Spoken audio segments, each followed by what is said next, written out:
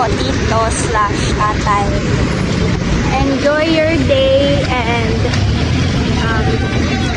sana mag-enjoy ka sa birthday mo po dito. And I'm very blessed and thankful na na-meet ko po kayo, and you are one of the people na I really look up to, and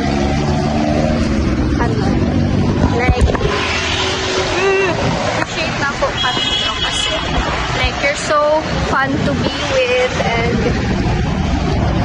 like maka-humor ko din, makasabay-sabay, and then I really appreciate na even though na malaki yung age gap natin dito kasi still connect with the young people.